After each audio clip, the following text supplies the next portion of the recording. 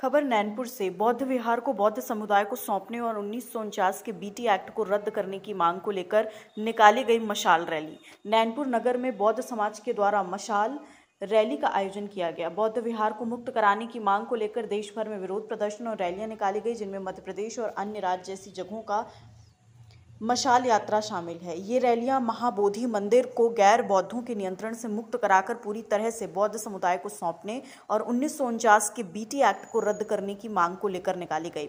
महाबोधि महाविहार को पूरी तरह से बौद्ध समुदाय को सौंपना है। वर्तमान प्रबंधन समिति में हिंदुओं के शामिल होने और बौद्धों को न्याय न मिलने का विरोध। बौद्ध भिक्षुओं का कहना कि बुद्ध वैदिक कर्मकांडों के विरोधी थे। 1949 के बोध गया मंदिर अधिनियम को रद्द करना और मशाल यात्राएं अंधकार को मिटाकर प्रकाश लाने और आंदोलन की ऊर्जा का प्रतीक हैं। मंडला, नैनपुर, सिवनी जैसे कई अन्य शहरों में मशाल रैलियां आयोजित की गईं। राष्ट्रपति, प्रधानमंत्री और बिहार सरकार को ज्ञापन दिए गए।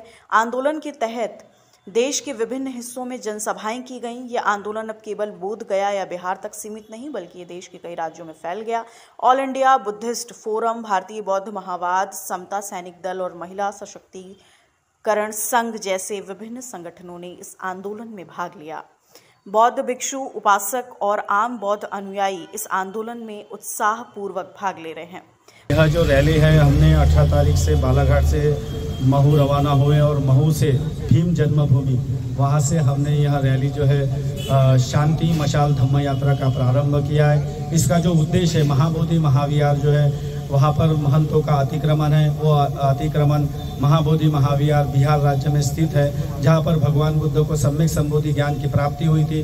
तो वहाँ से महंतों ने वहाँ पर अतिक्रमण किया है। सम्राट अशोक द्वारा बनाया हुआ वह बहुत विशाल और पुरातात्विक ऐतिहासिक धरोहर है। उस ऐतिहासिक पुरातात्विक धरोहर पर महंतों का अतिक्रमण है। और 1949 जो असंवैधानिक काला कानून है, जो महाबोधि महाविहार पर लागू किया गया है, जिसके वजह से बौद्धों के ऊपर अन्याय हो रहा है, तो उस अन्यायपूर्ण काले कानून को रद्द करने की हमने मांग कर रहे हैं और लोगों के भीतर में जन जागृति कर रहे हैं। और तीसरा हमारी मांग है, जो बौद्धों की विश्व धरोहर है, जो महाबोधि महाविहार, ये विश्व धरोहर है, वर्ल्ड हेरिटेज है, तो ये विश्व धरोहर जो है महंतों के कब्जे में है।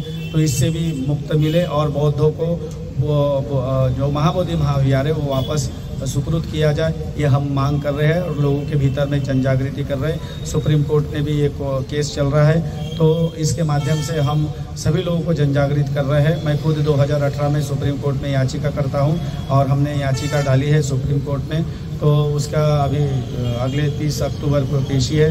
तो उस तारीख तक हमने सोचा कि पूरे देश भर में शांति मशाल यात्रा से जन जागृति करें और लोगों के माध्यम से, पोस्ट कार्ड अभियान के माध्यम से बौद्धों की संख्या जो है हम दिखाने की कोशिश करें। और जो महाबोधि महाविहार में जो वहाँ के भिक्षुओं को पीटा गया था, मारा गया था, तो लोगों में आक्रोश है, लोगों में एक भावना है कि हमारे बौद्ध भिक्षुओं को क्यों पीटा गया, क्यों मारा गया।